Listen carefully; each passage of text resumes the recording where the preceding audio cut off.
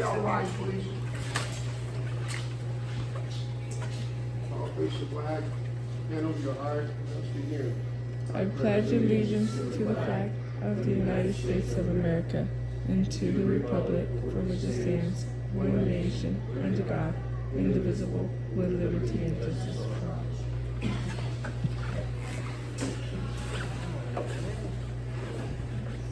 We'll skip right to the commander. Highway Patrol. Hello, everybody. Hopefully everybody's been good, getting ready for the holidays. Just a couple of updates. I figured I'd share with you guys our stats since it's almost getting close to the end of the year and we won't meet again until January, right? Is that the next meeting? So far for this year, let's see, we've had a total of just over 13,000 enforcement contacts. This is all East Kern. And 321 DUI arrests.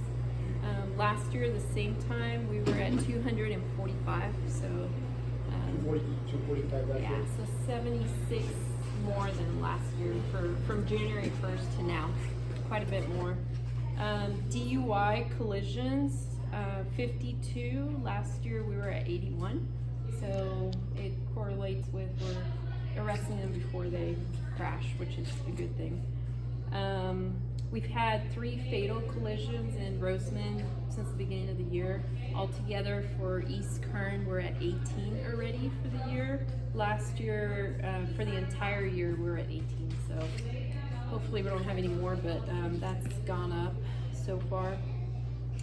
Total collisions, 665.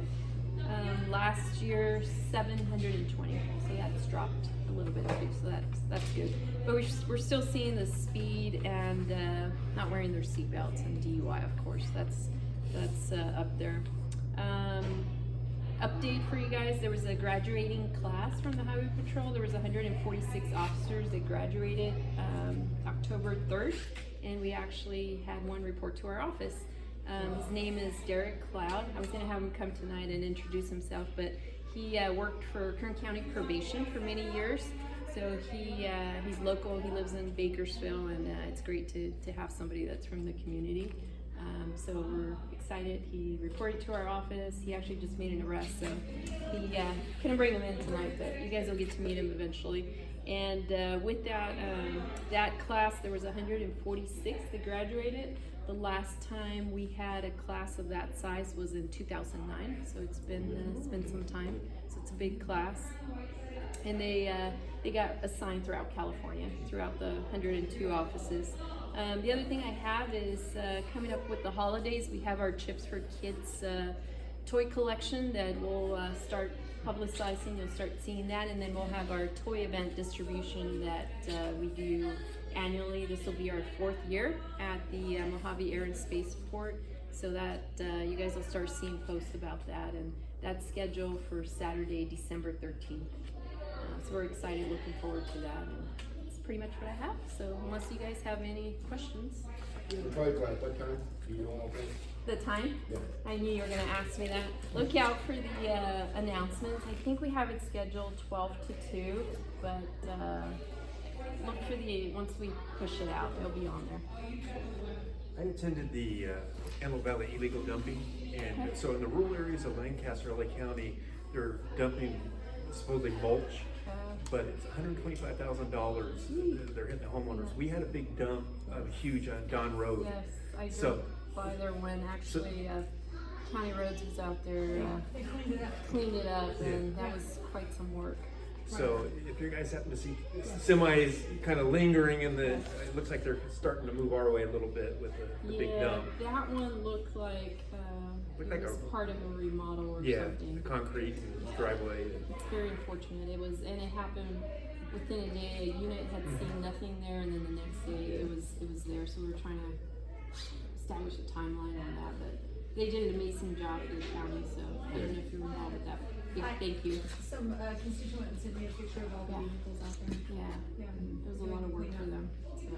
But no, I've been seeing your unit. It's great to see them out here and about. Thank you. So- Yeah, so come December, I have 2 transfers in, and I will have 40 officers at area, which is the highest we've ever had actually. So hopefully we can keep that up because that helps. You guys will see them out there more.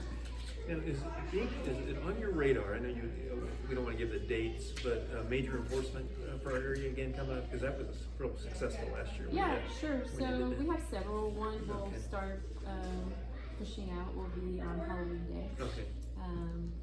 We'll have a lot of people working that night. And then we'll have others that we try to do. I appreciate it. Yeah.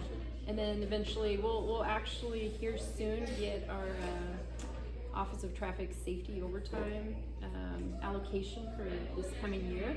And I know typically that includes DUI overtime, so we'll have a checkpoint, which we typically have in Roseman. Now, are you fully staffed now, or do you still have vacancies? No, You're fully staffed? I'm a little over, Oh, good. actually. Oh, that's Don't good. tell any other officers. I'm not- Don't tell any other operations. Chill, I'm just like Don't inside record happy that. for you. We'll cut it out. Elton, question for you. In recent time, we talked about it in one of the last meetings, these folks doing these donuts in the Yeah. streets or whatever. I know it's kind of big, but are we getting, do you folks have any leads? Are these people coming into the neighborhoods, or do you know anything? Yeah. Because So that's a great question to follow up to. In fact, I just looked, we have that online email, yes, which is very helpful because what'll happen is we'll get a photo and sometimes we'll even get a video. And at least that's information that we can push out to our officers versus just a plate or a description. Now they're seeing it and they know what to look for. And we're able to do follow-up if they are from the area. And then at a minimum, what they'll get, if I have a plate, is a letter to whoever the register owner is saying, we received complaints, this is what you've been seen to be doing, and we're monitoring this, and you can be held responsible for it. We can't take enforcement action on it because we're not it's seeing just it, that but I'm starting to see a lot of smaller residential side streets. yeah, with the. Yeah, but they're starting to go on, and that's a disaster right now. Yeah, of course. So again, to that email address is the CHP Mojave Tips. Yeah. Push that out and keep sending us the info. I know you've sent us some stuff too that we've followed up on, so that helps us. Sure. All right, no problem. Thank you guys.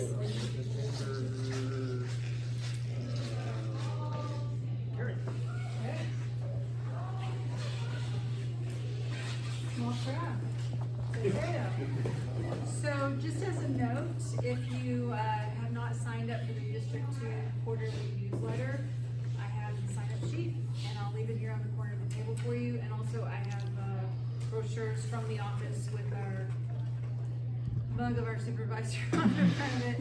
It has county information, county telephone numbers, that kind of thing. So things are hopping. The sheriff's department has been busy doing some investigation work that I'm aware of. They've had some drug busts and that sort of thing. It was reported to me just Monday or Tuesday that there was a really bad illegal dump on Don Road, and today the county was able to get out and pick it up. Happy for that. So anytime you see anything like that, you're free to use the MyKern app on your phone.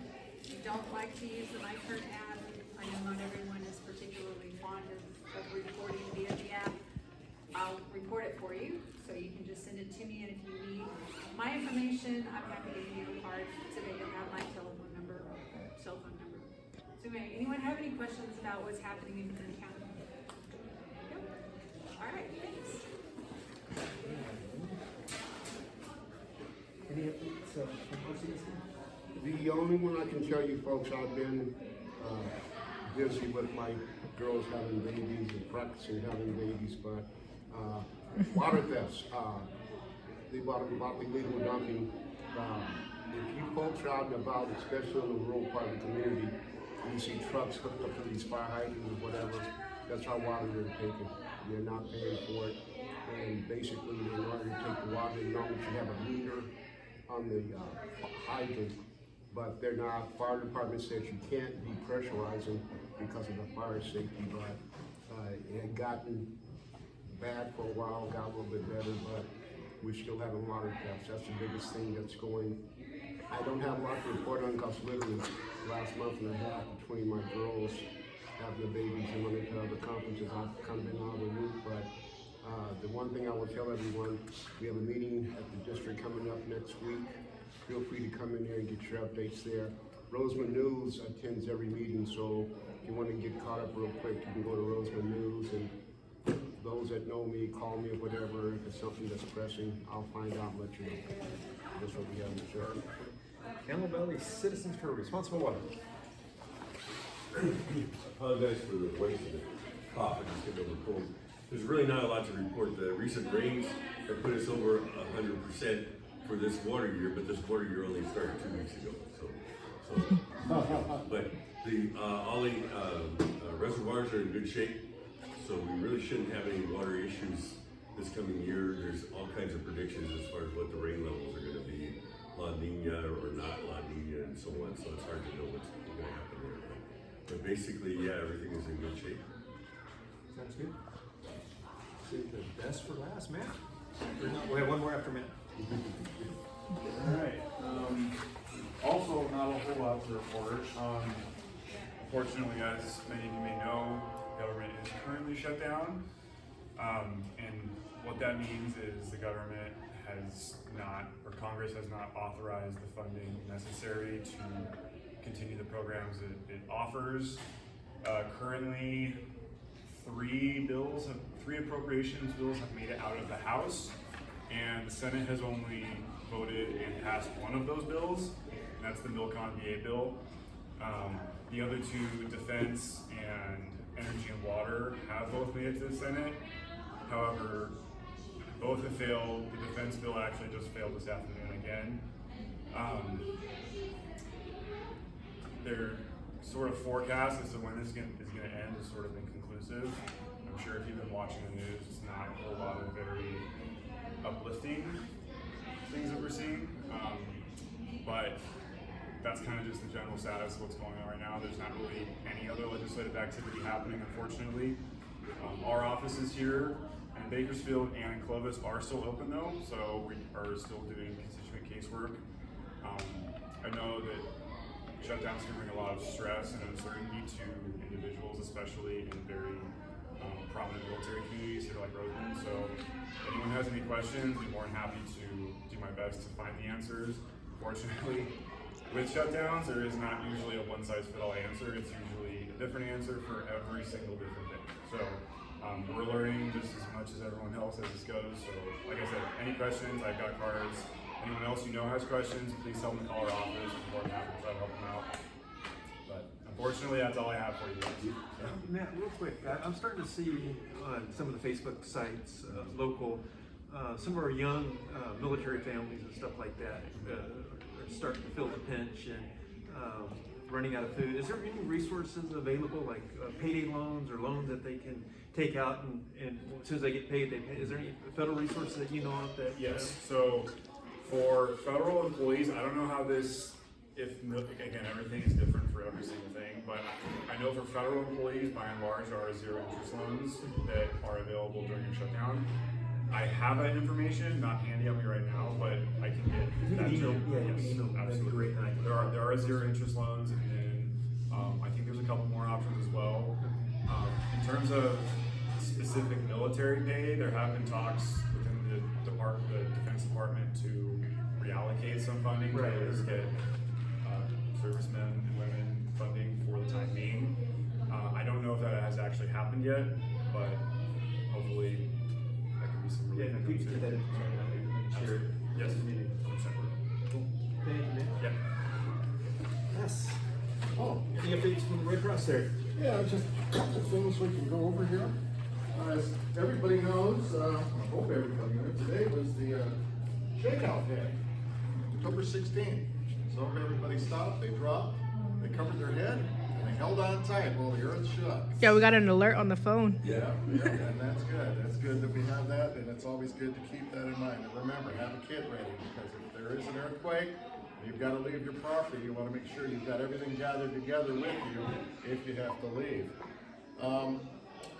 I'm probably going to be starting up the on-demand smoke detector installations again. We had to put a hold on it because we only get so many per year, and we had pretty much run out because I started to install smoke detectors, and that added to the stock that we had. But fortunately, with us communicating with Region up in Fresno, National heard it and sent us a lot more. So the chapter is actually doing more. So we're going to be doing more sound the alarm events. I'd like to have at least 1 or 2 out in this area yet. I haven't decided yet. But as far as the on-demand, where people sign up or people go online, I'll be able to respond to those. So I have a couple events that I'm going to be planning in the future. I don't know quite for Roseman, but I will be starting to accept signups again in Roseman, which is good. So I'm happy about that. Let's see. Your Red Cross was involved in a disaster response 2 weeks ago. As you know, they had the big thunderstorms that rolled through, and when they rolled through, they stopped over Randsburg. And when they stopped over Randsburg, they compromised the water system. The Byrd Office of Emergency Services reached out to the chapter, reached out to me, and we were able to coordinate with the Ridgecrest Chamber of Commerce. We've got a really great relationship with Ridgecrest, so we coordinated with the Chamber of Commerce, and they reached out to local merchants and restaurants. We were able to deliver 20 pallets of water. There's about 84 cases of water to a pallet. So 20 pallets of water were delivered to the Community Service District in Rand, because basically their water tank was empty. So there was no potable water for 400 residents between Red Mountain, Johannesburg, and Rand. So we coordinated with them. CERT, who we have a good relationship with there also, did a lot of the shuttling back and forth. We had some other Red Crossers in town who collected food. We were able to help volunteers that were helping them in the dig out the day after. So we were involved with that for about 3 or 4 days, and it turned out very successfully. So we were really happy with that. There was the remainder of the typhoon that hit Africa. That hit Alaska. 46 different villages affected. 1 death at this time, a couple missing. At this point, they're in rescue and evacuation mode. The Red Cross is involved, and we are establishing a mega shelter in Anchorage, Alaska.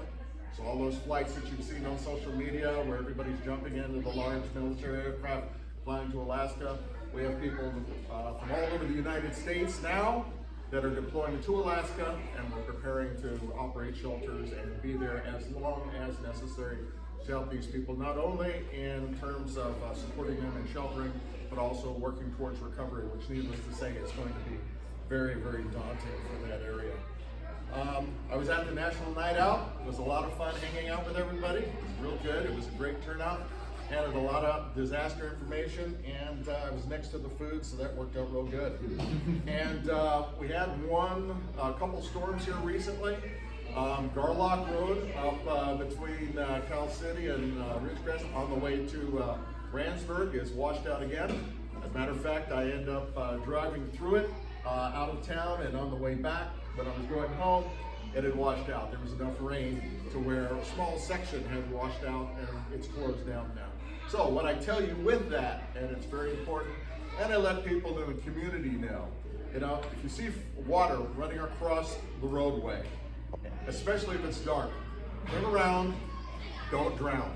It's a good possibility you may be caught up in that stream there that you think is just moving slowly and wash down river. We don't want that to happen. So anytime there's inclement weather, if there's a roadblock or you come up on an area where water's running across a road, especially if it's forcibly, turn around, don't drown. And so that's about it, pretty much. Does anybody have any questions?